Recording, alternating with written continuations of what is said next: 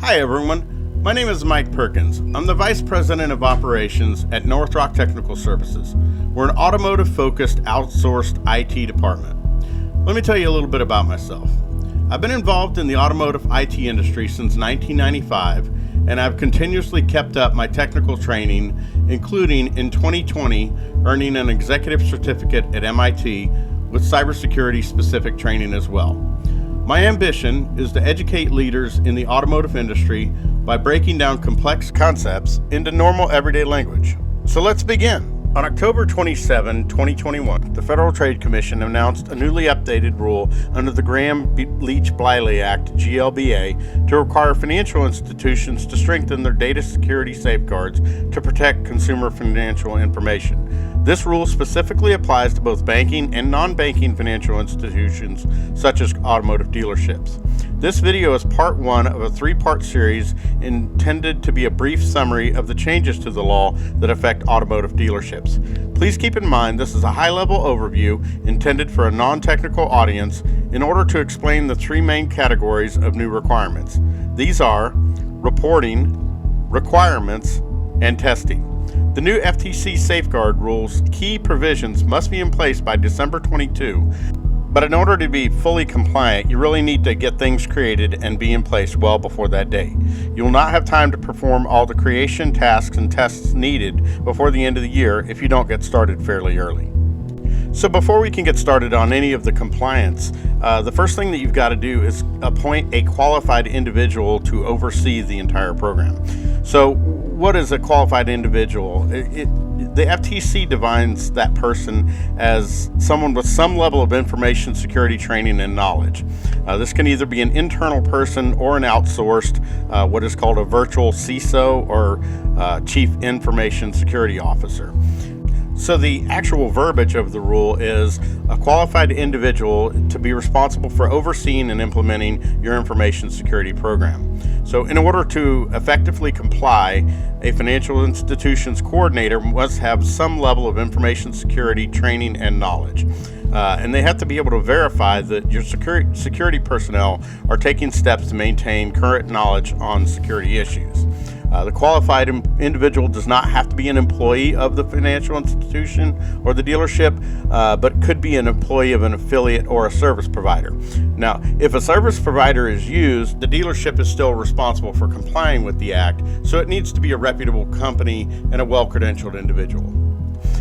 You need to designate a senior member of your staff to be responsible for the oversight of the qualified individual.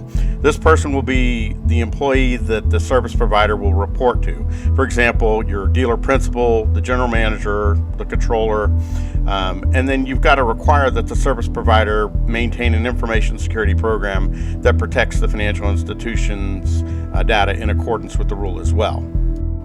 So to break it down in simple terms, what this actually means is the FTC wants to make sure that you have somebody who is qualified to evaluate the information security, make sure that you are following the law.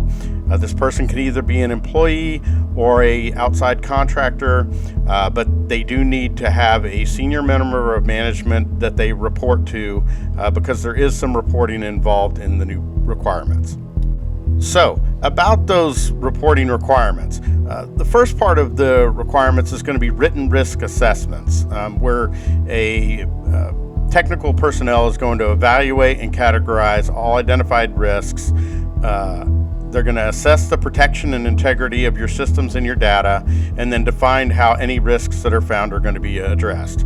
This is something that needs to be performed periodically. They don't really give a whole lot of requirements on that. Could be biannually, could be quarterly. So while this is going to be a comprehensive assessment, it's going to include information from a vulnerability assessment that we're going to talk about in more detail in part 3 of the series. But it looks at potential risks from a business perspective, but it also includes non-technical aspects like policies and procedures, say like locking the finance doors and things like that.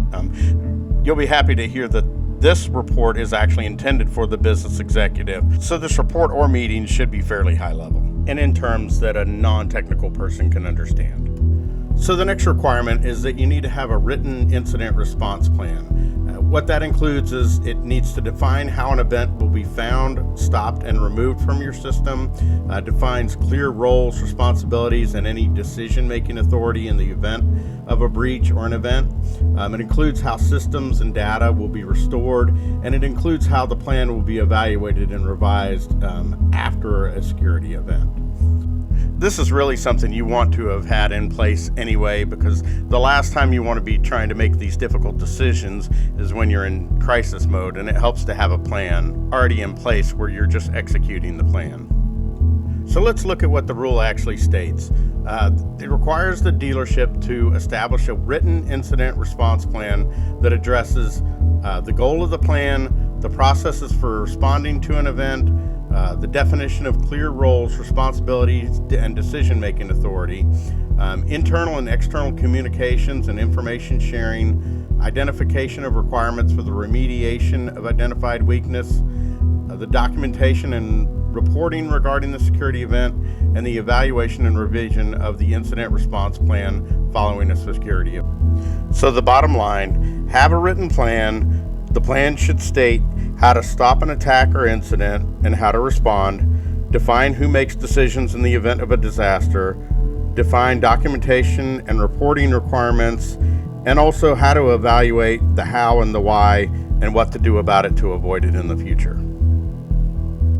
So the third and final part of our reporting section is the Safeguard Rule requires annual written reporting. This is going to be a written report that informs the management of the state of the dealership's cybersecurity preparedness. This report attempts to identify future risk and attack scenarios and how to practically defend against them. This is a report that's going to be based on the prior year's vulnerability and penetration testing, and its intent is to communicate weaknesses and how to address them. So this is what the rule actually states on annual reporting. This provision is intended to ensure that the governing body of a financial institution is engaged with and informed about the state of the financial institution's information security program. This will help financial institutions to ensure that their information security programs are being maintained appropriately and are being given necessary resources.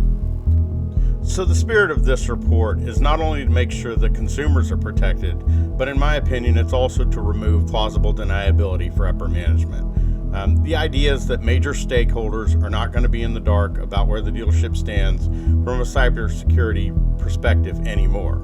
So all of these reports and risk assessments really need to be performed by cybersecurity experts, but also by someone who understands the automotive business and can explain these complex concepts into basic terms that anyone can understand. So let's recap. Under the FTC's new Safeguards Rule, the new requirements are, number one, you need to appoint a qualified individual to oversee the program. You need to be creating periodic written assessments. You need to have an incident recovery plan in place, and you need to be having annual written assessments. So that wraps this section up. This is all the stuff you need to be discussing with whoever does your IT, be it an individual, employee, or a service provider such as ourselves. And the sooner you start having these conversations, the better. Thank you for listening. I hope this video provided you some value. Obviously, we'd love to be your team, sure. But even if we're not and you just have some questions, feel free to reach out to me through my DM or the email on the screen. And stay tuned for the next section on information systems requirements.